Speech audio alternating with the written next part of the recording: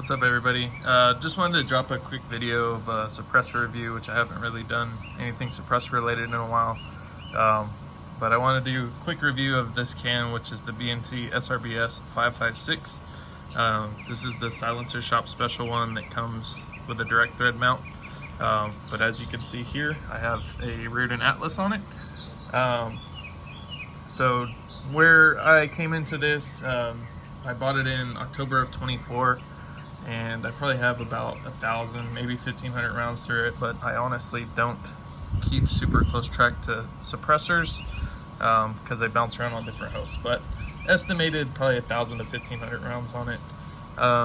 Just to get into some pros real quick. So my main reason for buying was I wanted to get into a low back pressure can. As far as does it deliver on that, like giving a good experience with low back pressure, I would say definitely yes. It's not quite to the level of like a Huxworks Flow, but I would say it's really close. So like if a Huxworks is like 100% where it's almost like shooting without a can, I would put this at like probably 90. So if the wind's just right, or just wrong rather, you're still gonna probably get a little bit of gas effect, but it's really good compared to a traditional baffle can. One thing that I was really attracted to about this as well is the way that they designed it with the baffle stack. Yes, it's 3D printed, but it's not a super intricate internal design like some of the newer low back pressure cans are. So I can't really show down the bore of it, but it has a couple baffles and then it routes gas on the outside. And the effect of that, and what I think is really cool, is it doesn't really need cleaning to maintain its performance. Whereas some of the newer low back pressure cans like Hux, they really need to be cleaned every 1,000 to 2,000 rounds. So I really like that about this, that it gives you that low back pressure performance without needing a bunch of babysitting. You can basically just keep blasting like you can with a traditional baffle can. As far as the sound performance, it's pretty quiet. It's not necessarily like on the same playing field as an RC2, which in my experience, that's one of the quieter cans out there for a dedicated 556. Not quite to that level, but it's pretty close.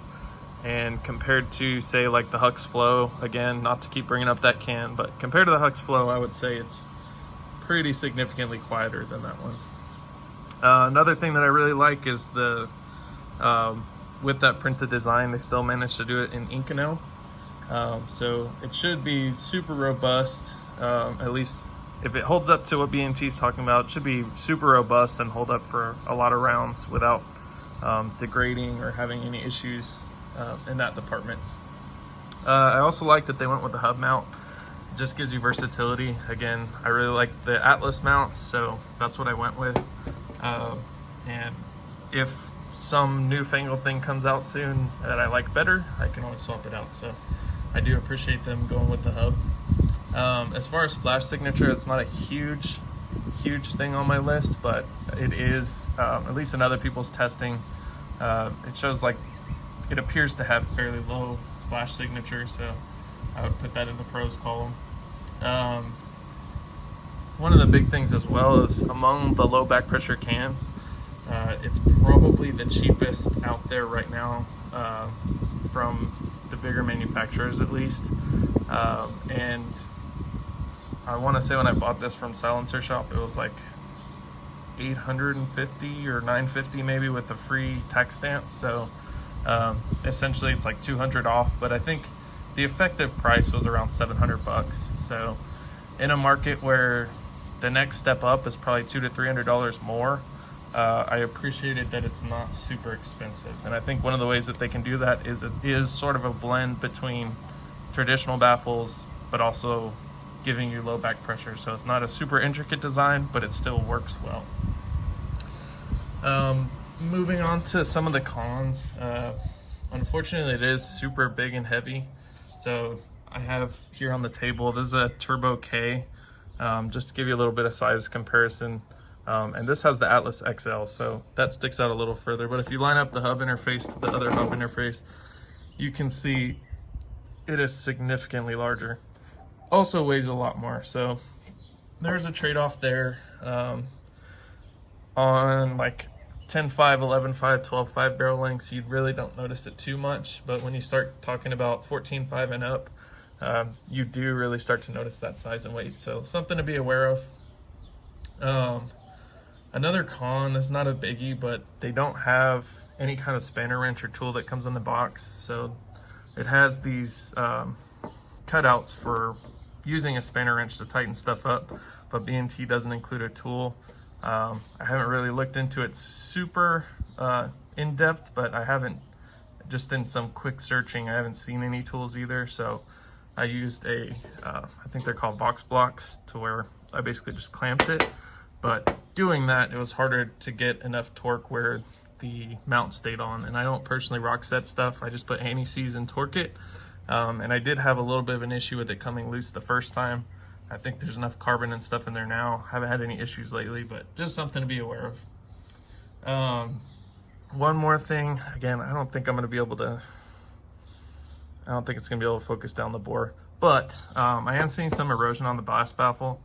Again, 1,000 to 1,500 rounds, a little bit's to be expected, but there is a little bit of, I guess we'll call it like a fuzzy look to the outside of the initial blast baffle. The performance hasn't seemed to change at all or anything like that. So again, I'm not super worried about it. But compared to some other Inconel cans like Surefires, I just don't see that at this early stage. So we'll keep an eye on it and see if anything changes with it. I'm not super worried about it, but it is just something to note. In summary, I definitely would recommend this for someone looking to buy. I like it enough where I have one of the hybrid series on the way, so looking forward to that. I got the compact hybrid, which is a lot lighter. Those are titanium construction with an Inconel blast baffle, so I'll probably drop a review once I get some rounds downrange with that. But overall, yeah, I really like it, and for someone wanting to get into the low back pressure arena for fairly low price but still retaining good performance, definitely give this a shot. So as always, if you have any questions or comments, drop them down below, and I'll see you in the next one.